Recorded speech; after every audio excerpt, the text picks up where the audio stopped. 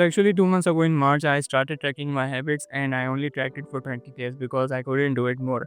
I tried doing it on my physical journal, which didn't work for me. And after 2 months later, I started doing it again, but digitally this time. And that's what we are going to talk about in this video. So broadly speaking, I just wanted to try a couple of habits like reading books, learning Spanish, and going to the gym. So I started doing it on a physical journal, and the way I set it up was like this. On the left hand side, there were days written. On top of that, there were habits written. Plus, on the right hand side, there was a section of the highlights of the day in just few words. And finally, check boxes in the middle to keep the track of the habits. So I would fill the box whenever I would do a task on that day, and I would make a cross if I wouldn't, and I would mark some kind of line or something if I would miss it for some reason.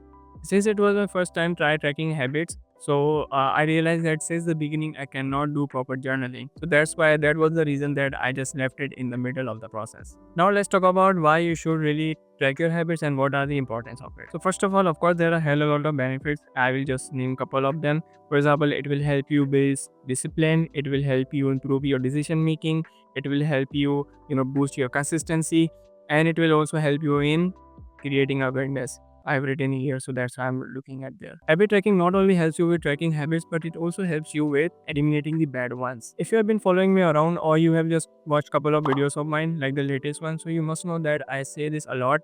You cannot just eliminate a specific habit. You really need to replace it with another one. In order for you to break a habit, you need to replace it with another habit. And habit tracking is literally the best way to do that. If you're facing problems like phone addiction, or scrolling on Instagram, you can just replace it with meditation. You can replace it with book reading. There are a lot of things you can do with that. And trust me, you just try it and you will know how effective is that.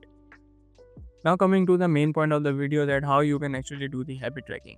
So there are only two ways you can do that. First is analog and second is digitally through softwares. If you are looking for analog habit tracking, so I will link some videos in the description. You can check them out. So for digital habit tracking, you can use couple of apps. For example, for iOS, you can use Streaks or Habits. That's a really popular one. And unfortunately for Androids, there aren't much any apps compared to iOS. But if you dig enough, you will literally find some of the great apps on Android as well. Takeoff. That's the one that I'm using right now, and it has a really great interface.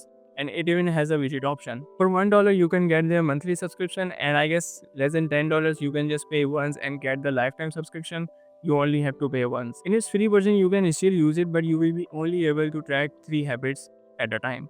And just keep this in mind that this app is not even sponsored to me, and I'm just sharing it because I really liked it. So if you want to check this out, link is in the description. Otherwise, you can try tracking it completely on Notion. Notion gives you a vast variety of customization and a lot of other options. On Notion, you will be able to track your habits weekly, and you will be able to make templates and a lot of other things. Notion is best for you if you already use Notion for your workspace, and that's a really best thing. And don't worry, I will link some of the videos in the description. You can check those videos out. And if you enjoyed this video, you also might want to check out this video as well, where I shared how you can do focus reading with just 5 quick steps. So go and check that out.